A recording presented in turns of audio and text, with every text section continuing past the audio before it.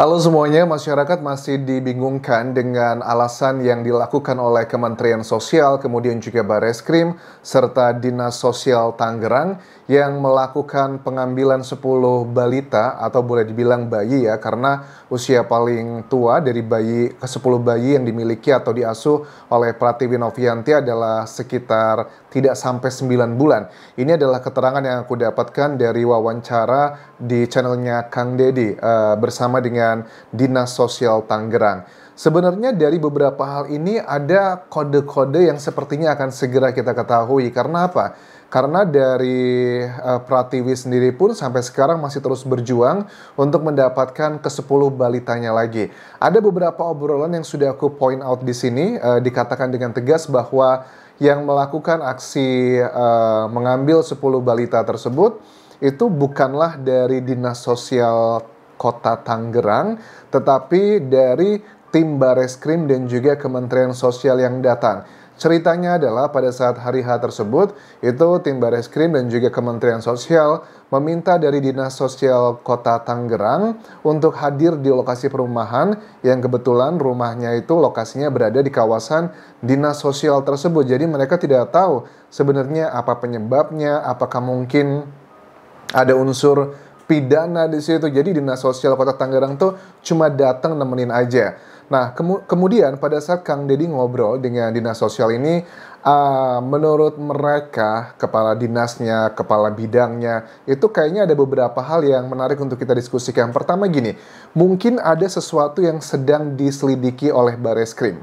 Oke, sesuatu ini apa ya? Apa kalau Bareskrim ya kemungkinan besar ada unsur pidana. Pratiwi Novianti ini adalah sosok konten kreator yang memang membuat video mengenai ODGJ, orang dengan gangguan jiwa, atau ngebantu orang yang susah, kemudian dengan konteksnya ada balita di situ. Ada beberapa dugaan, apa jangan-jangan ini ada dugaan masalah ada kriminalisasi.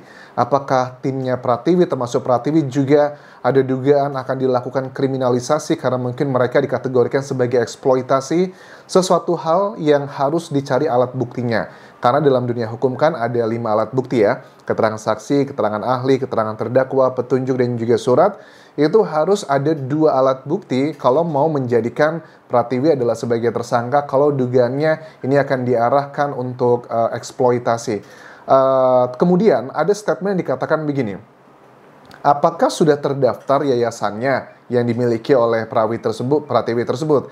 Jawaban dari Dinas Tangerang ini, jawabannya adalah belum. Kemudian dikatakan kami melakukan pengecekan dokumen. Ternyata lokasi pendirian yayasan tercatat bukanlah di kota Tangerang, tapi di Kabupaten Tangerang. Dan menurut Pratiwi, ini dilakukan karena rumahnya itu sedang dalam renovasi, makanya pindah ke sana untuk sementara. Pada saat Kang Deddy tanya sama ke Dinas Sosial Kota Tangerang, memang kita masyarakat itu boleh nggak sih ngurus ngebantu kayak bayi yang terlantar atau orang-orang yang terlantar di pinggir jalan? Kita boleh ngurus nggak sih sama secara hukum gitu? Jawaban dari ya Dinas Sosial Kota Tangerang ya itu boleh banget karena itu adalah peranan dari masyarakat untuk ngebantu orang sekitar. Kemudian ada celutukan dari kepala dinasnya, ya tapi paling nggak lapor polisi lah kalau mau membantu bayi-bayi. Secara realistis aja, apakah ini mengada-ada? Apa sih sebenarnya masalah utama? Karena kan masyarakat sekarang ini sedang menunggu apa yang sebenarnya terjadi dari kasus ini. Kesannya yang terlihat di masyarakat, ini sebagian masyarakat menilai ya sebagian besar memang pro dengan Pratiwi ya. Ini kan Pratiwi udah ngebantu, ada balita ataupun juga orang terlantar, diberikan biaya sebagainya. Kenapa nggak dari Kementerian Sosial itu ngurusin yang anak-anak terlantar di luar sana tuh banyak banget. Tetapi dugaanku ini teman-teman bahwa ada sesuatu hal yang berurusan dengan pidana. Oke, pada saat Kang Deddy tanya sama Dinas Sosial, memangnya ini ada unsur pidananya apa? Mereka terlihat ragu-ragu, sepertinya mereka sudah tahu jawabannya apa, cuma karena masalah kewenangan ya, yang mengatakan tersebut haruslah dari kepolisiannya. Dari Dinas Sosial Kota Tangerang mengatakan bahwa kita nggak bisa jawab mengenai pidana tersebut karena ranahnya adalah ranah Bareskrim. Polisi sedang menangani sesuatu dari kasusnya Pratiwi ini, tunggu aja. Ini ngebuat aku termasuk yang deg-degan. Waduh, please, kalau memang ada kesalahan administrasi, ya tolonglah jangan dikriminalisasi. Tetapi kalau kesalahannya mungkin, misalnya, memang ini ada eksploitasi, ada penjualan anak dan sebagainya. Bagi mereka yang kontra dengan Pratiwi, ya bisa dibuktikan alat buktinya apa saja. Karena kan kalau aku sempat lihat pada saat rekamannya Pratiwi ribut ya, bukan ribut sih, rumahnya didatangi sama lembaga tersebut, ada yang bilang bahwa ini kami mendapatkan laporan dari warga. Oke, kemudian ada beberapa YouTuber yang mengupload video rekamannya Pratiwi bahwa dia tuh tinggal di perumahan kota Tangerang ini, itu baru sekitar 5 atau 6 rumah yang terisi. Yang melaporkan jadi siapa dong warga tersebut? Makanya apakah ini mengada-ada aja gitu? Kemudian mengenai asal bayi itu pun sedang diselidiki oleh penyidik kepolisian. Dari Pratiwi mengatakan bahwa ke-10 bayi tersebut memang berasal dari yang ODGJ, ada juga yang diterlantarkan, dan bahkan Pratiwi mengatakan ada ibu dan juga bayinya tidak dipisahkan. Kemudian diklarifikasi sama petugas dinas sosial, memang betul ada satu ibu yang ODGJ dengan bayinya itu juga memang tidak dipisahkan, tapi hanya satu, yang lainnya sudah terpisah. Ditanya memang berapa usia bayi tersebut, sekitar 2 bulan. Oke, kemudian yakin 2 bulan, tapi paling nggak dikatakan dari dinas sosial ini, pokoknya yang paling tertua bayi 10 itu maksimal tuh hanya sekitar 8 atau 9 bulan. Ini statement dari dinas sosial kota Tangerang. Kemudian juga kita ketahui bahwa menurut mereka bukan cuma 10 bayi yang dibawa ke Kementerian Sosial, tetapi juga ada 4 pendampingnya pun dibawa. Apakah pendampingnya ini akan juga dilakukan pemeriksaan? Kita nggak tahu ya, karena yang menurut keterangan dari Dinas Sosial Kota Tangerang, dugaannya ada unsur pidana, tapi mereka sepertinya nggak mau ngasih tahu apa itu, dan ada juga 4 pendampingnya atau pengasuhnya dibawa. Ya ini juga bisa menjadi salah satu alat bukti. Apakah ini akan menjadi hal yang akan memberatkan Pratiwi Novianti? Tapi aku jujur dari hati yang paling dalam bahwa please, kalau memang Novi, Pak Polisi, ada kesalahan masalah administrasi, mungkin ya I don't know, mungkin tidak mendaftar secara resmi atau nggak ngerti lah yayasan itu seperti apa, ya tidak usahlah terlalu dipermasalahkan atau dikriminalisasi. Karena kalau kita mau memenjarakan seseorang, menyalahkan seseorang tuh, yang namanya hukum tuh bisa dicari-cari. Tapi kan intinya Pratiwi memang mau ngebantu mereka. Memang di Indonesia harusnya anak-anak terlantar, bayi terlantar, semua itu ditanggung oleh negara. Tapi kan be realistik gitu, negara pun tidak bisa mengcover semua itu. Tetapi ada beberapa hal dugaanku sangat kuat, kalau ini ada dugaan masalah ya unsur pidana, ini teringat dari kasus yang ada YouTuber Indonesia di Jeddah ya, yang dituduh saat itu adalah melakukan eksploitasi anak. Jadi ini ceritanya di tahun 2021 ada YouTuber WNI ditangkap polisi Arab di Jeddah. Cerita lengkapnya adalah begini teman-teman. Namanya adalah WNI Ahmad di Arab Saudi, dia bekerja di sana.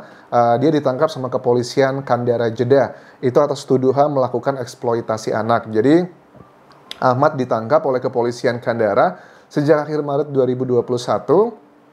Jadi sudah dipenjara waktu itu dia, atas laporan dari Komisi HAM Saudi dengan tuduhan eksploitasi anak untuk mendatangkan keuntungan melalui media YouTube. Ini menurut Direktur Perlindungan Warga Negara Indonesia dan Badan Hukum Indonesia Kementerian Luar Negeri Judan Nugraha di tahun 2021. Anak yang disebut itu yang dieksploitasi namanya adalah H. Ahmad, yang merupakan seorang YouTuber dengan nama akun Sahabat Kacong. Oke. Kemudian Ahmad kerap berkolaborasi bersama H Konten, yang disajikan adalah dari buka puasa sampai belajar bahasa Arab. Kemudian KJRI Jeddah memberikan pendampingan hukum terhadap Ahmad. KJRI telah melakukan akses kekonsuleran untuk bertemu Ahmad di penjara. Perlindungan diberikan sesuai dengan ketentuan perundangan yang berlaku. Sekarang sih sudah keluar, tetapi kita nggak bisa menutup mata. Dia sempat mendekam di penjara beberapa bulan, teman-teman, atau setahun ya. Karena aku sudah melihat YouTube-nya juga sudah mulai aktif lagi. Nah, takutnya gini, ada masalah miskomunikasi. Sama juga dengan YouTuber yang di Arab Saudi ini, kita bisa melihat dia nggak ada maksud eksploitasi, dia cuma pengen ngobrol buat konten biasa, bahkan anaknya pun tidak dipaksa untuk membuat konten. Tapi yang namanya undang-undang kan hukum tetap aja ya.